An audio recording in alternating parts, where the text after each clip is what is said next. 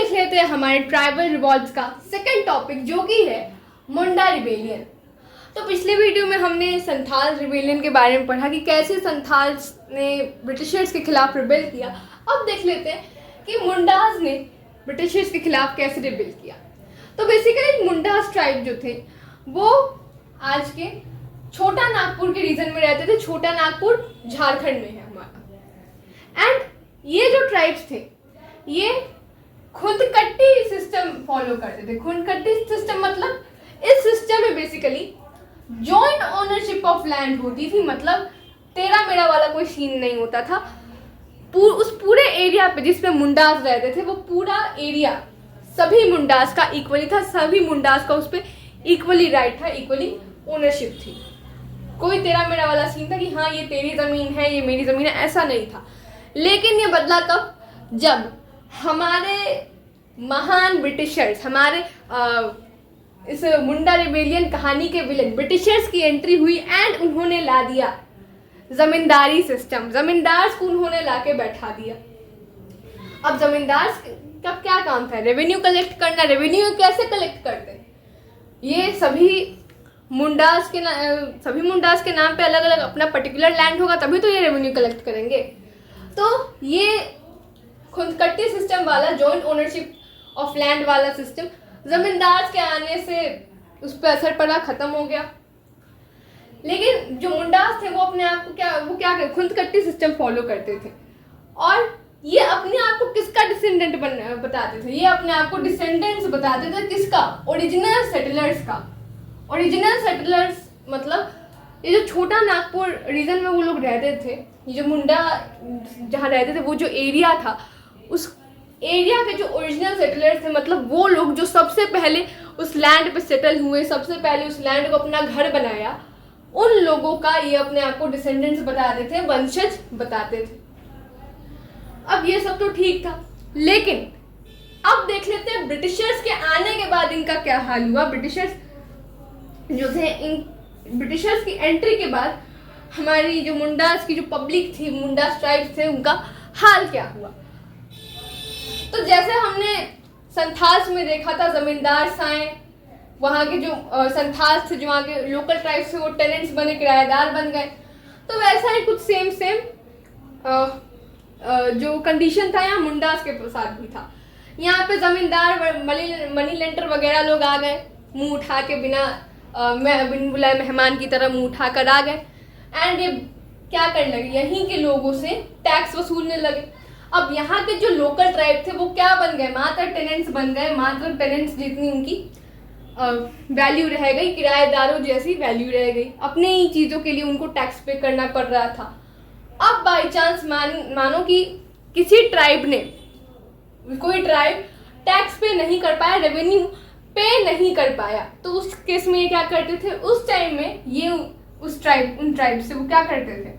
वो बेथ बेगारी कराते थे। बेथ बेगारी मतलब फोर्स्ड लेबर, बिना तनख्वाह के, बिना पैसों के वो फोर्सली लेबर, उनको लेबर बनाते थे।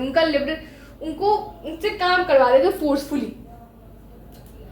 अब यही सारी कंडीशन थी। संथाल्स में भी ऐसा ही था हाल जब जमींदार की एंट्री हुई। अब हुआ क्या?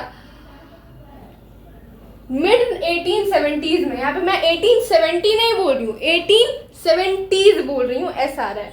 तो मिड 1870s में एंट्री होती है, इट मीन्स जन्म होता है हमारे इस मुंडा रिबेलियन नाम की मूवी के हीरो का, जो है बिरसा मुंडा। तो जो बिरसा मुंडा है उनका जन्म मिड 1870s में, फिर से रिपीट कर रही हूँ, उलीहट्टू नाम की जगह पर हुआ था, जो कि रांची में है। रांची हम सब जानते हैं, झारखंड में। तो इस टाइम पर इस जगह पे इनका बर्थ हुआ था, जन्म हुआ था। बिरसा मुंडा जो थे उन्होंने कुछ अभी थोड़ी सी एजुकेशन क्रिश्चियन मिशनरीज से ली, क्रिश्चियन मिशनरी स्कूल थे वहाँ से ली।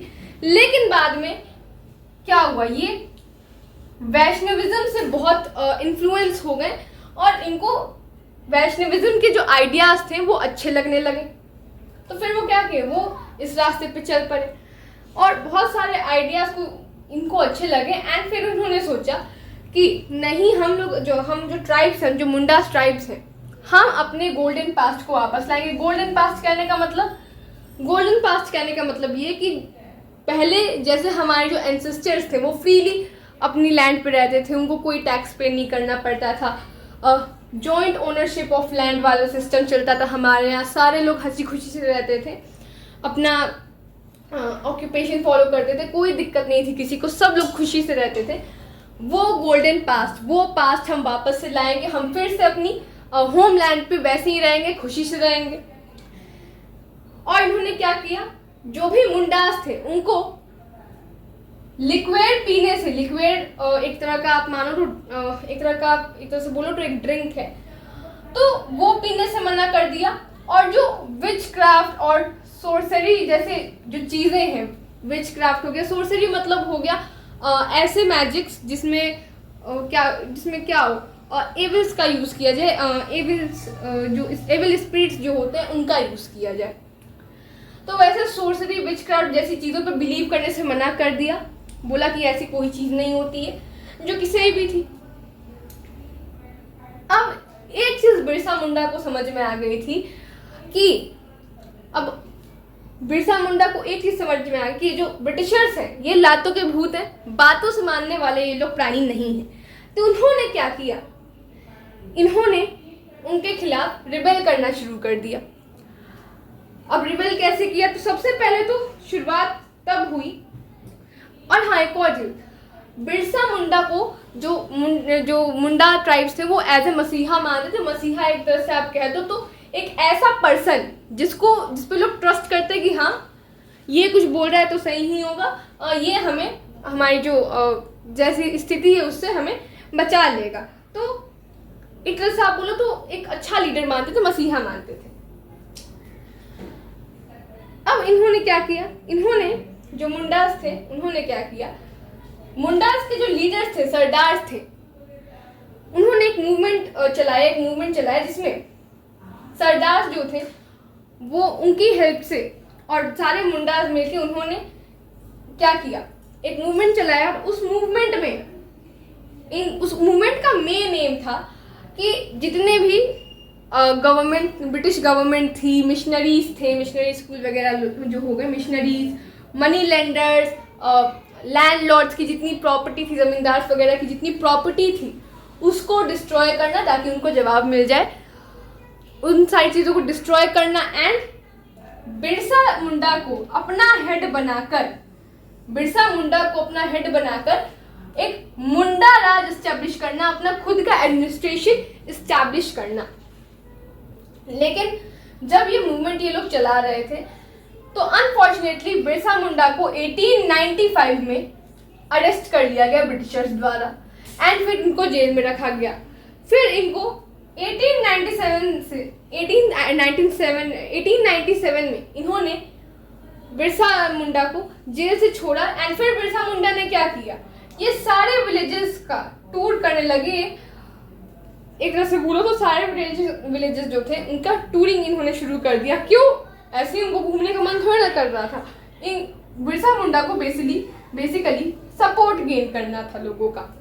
अब सपोर्ट गेन करके क्या करते हैं, ऐसे ही सपोर्ट गेन करके तो कुछ करते नहीं, इनको बेसिकली ब्रिटिशर्स के खिलाफ रिबेलियन करना था, इनको रिपेल करना था ब्रिटिशर्स के खिलाफ। अब हमारी बात आती है क्रिसमस ईव की।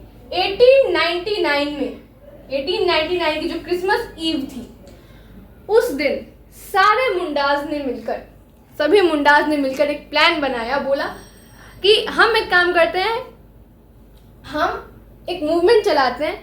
एंड इन्होंने एक मूवमेंट प्रोक्लेम किया। एंड उसका भी क्या एम था, जितने भी मनी लेंडर्स, ऑफिसेस वगैरह जो थे ब्रिटिशर्स के, पुलिस स्टेशंस जो थे, लैंडलॉर्ड्स की प्रॉपर्टी जो थी, या फिर जो भी कॉलोनियल सिंबल्स थे, उनको डिस्ट्रॉय कर देना।